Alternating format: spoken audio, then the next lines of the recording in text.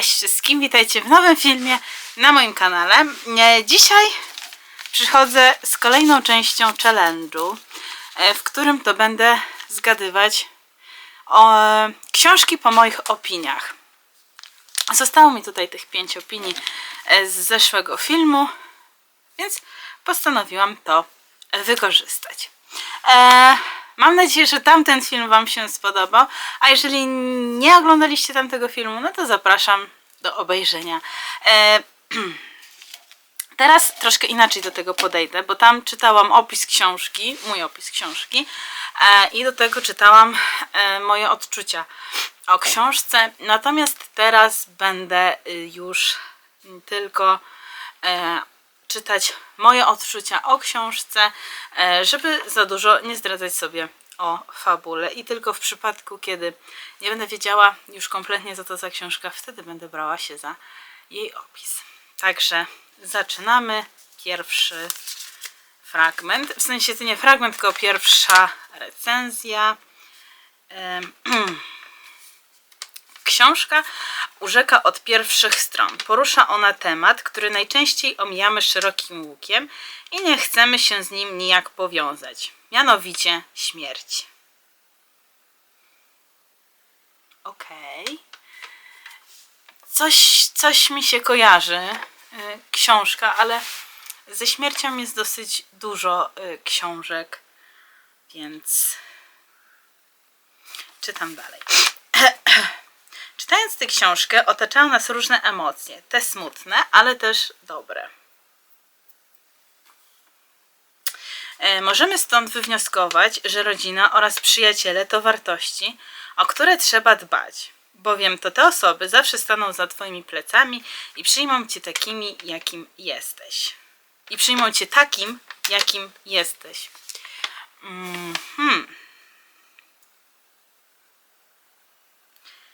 Kompletnie nie wiem. Pierwsze zdanie to w ogóle: lubicie powieści z tajemnicą, magią w tle. O Jezus, chyba wiem. Nie pamiętam kompletnie tytułu tej książki, ale pamiętam, że mi się podobała i jest to książka, najpierw powiem pokrótce, jest to książka, w której dziewczyna pisze książki jakby za autorkę, jest ghostwriterką, tak to się chyba nazywa, no i umiera jej tata i o matko, przypomniałam sobie treść, ale książki kompletnie. No i umiera jej tata, ona jedzie do tego miasta, w którym ona mieszkała. Ojciec chyba prowadził zakład pogrzebowy, no i on widział zmarłych i ona od niego przejęła jakby tę zdolność. No i tam dzień przed przyjazdem spotyka pewnego mężczyznę, no i okazuje się, że on w tym mieście się pojawił, bo jakby pojawił się w zaświatach, ale nie do końca jest umarłym. No i okazuje się, że w sensie, no i ona stara się mu pomóc, natomiast Boże, jak ta książka się nazywa? Bo ona stara się mu pomóc, natomiast też zaczyna żywić do niego uczucia pewne, a on do niej. Zaraz sobie zobaczymy, czy mam tu tę książkę wpisaną, bo to na pewno jest książka z zeszłego roku.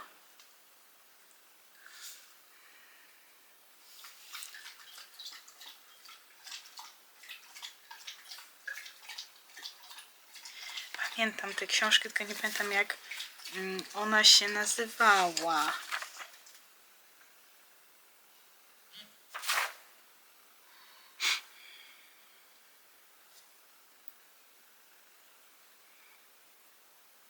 Wiem, że chyba nie powinnam tak robić, że sobie sprawdzam, ale nie wiem, muszę jednak tutaj sprawdzić.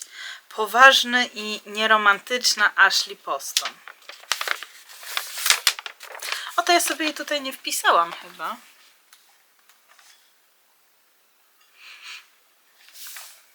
To znaczy, że miałam więcej. A nie, jest tutaj dalej. Jest. Okej. No, ale nie pamiętałam tej książki kompletnie. W sensie tytułu, bo treść, jak widzicie, sobie przypomniałam. Biorę pierwsze z brzegu, 4. W sensie 4 mi zostały. Ok. Największe wrażenie zrobili na mnie chyba cudownie wykreowani bohaterowie. Każdy ma cel, niezwykłą przeszłość i pragnienie, które opisuje nam autor. O żadnej z postaci nie można powiedzieć, czy jest ona całkowicie zła lub też całkowicie dobra. Każdy bohater bardzo mnie do siebie przekonywał. Czułam się z nimi niezwykle związana. To się często zdarza w książkach, jeżeli jest dobrze napisana treść. A czułam to jeszcze mocniej, gdyż narrację prowadzą właśnie nasi bohaterowie. Dzięki nim powieść odkrywa się przed nami jak obrazek układanych puzli. Gdy książka stała na półce, bałam się, że będzie ona nazbyt skomplikowana. Jednak im głębiej wejdziemy w książkę, tym bardziej jesteśmy nią zachwyceni. Dobra, ja już wiem, co to jest za książka. Jest to Tigana Guy Gavriel Kay, bo tam w tamtej książce właśnie ja się jej bałam bardzo, dlatego dość długo stała tutaj na półce. Ale jak już przeczytałam Tiganę, no to zakochałam się w niej. I tak, to jest właśnie Tigana Guy Gavriel Kay. Mam tego autora 2 kolejne książki właśnie kupione przez Tiganę. Muszę na chwilę przerwać, żeby uratować psa, bo boi się przejść tutaj obok, więc zaraz do Was wracam. No i już powróciłam, pies uratowany, więc zostały nam 3 recenzje i do środkowej teraz sięgam.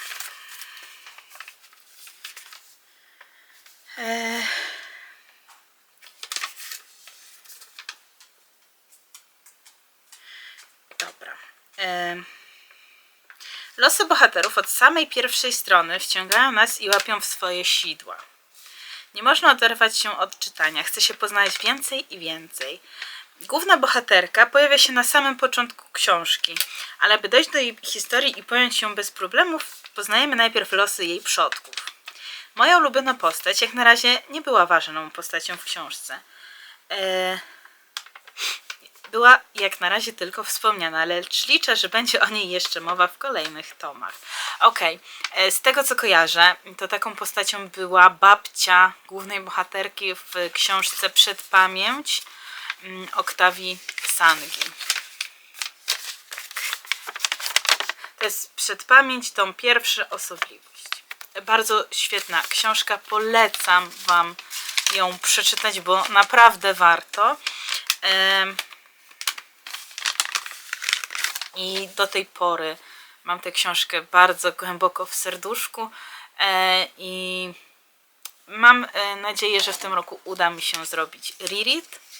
Bardzo tego chcę i chcę kolejnego tomu i też liczę, że w tym roku Oktawia Sanga wyda 2 tom, bo na pewno będę chciała też przeczytać. Przedostatni już fragment.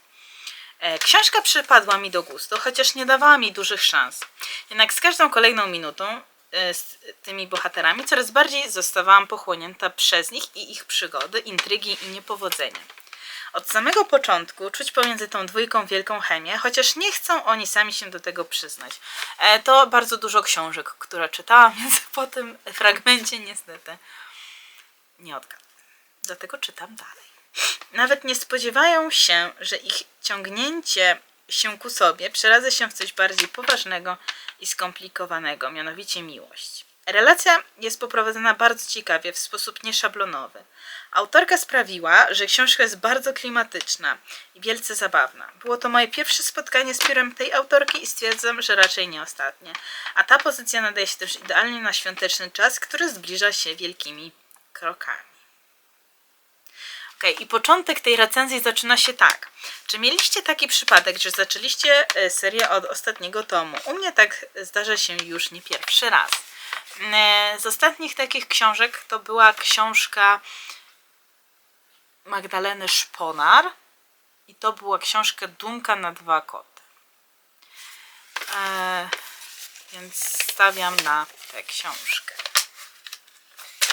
I się nie pomyliłam. Jest to właśnie ta książka. Super.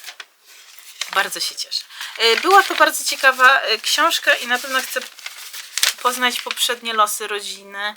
Jak oni się nazywali? Machów. Bo wydaje mi się, że skoro ostatni tom był tak dobry, to i poprzednie będą też niczego sobie. No i ostatnia już recenzja do odgadnięcia. Chociaż jest to historia bardzo znana i ograna już na milion różnych sposobów, to tutaj poznajemy ją w zupełnie nowym, zaskakującym świetle.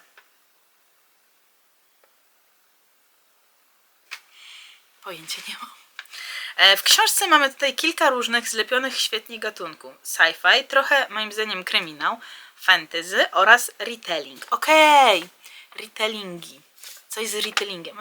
Też trochę czytałam, więc jadę dalej. Chyba dzięki takiemu świetnemu połączeniu ta historia tak wciąga. Nasza bohaterka na naszych oczach przechodzi przemianę.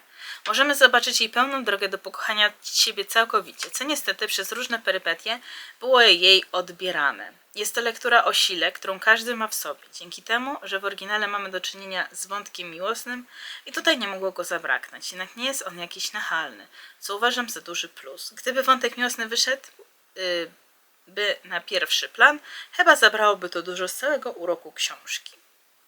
I tu mam już odpowiedź, co to jest za książka, nie zauważyłam tego, więc nie mogę jej uznać za odgadniętą, ale tak myślałam, że jest to właśnie Cinder,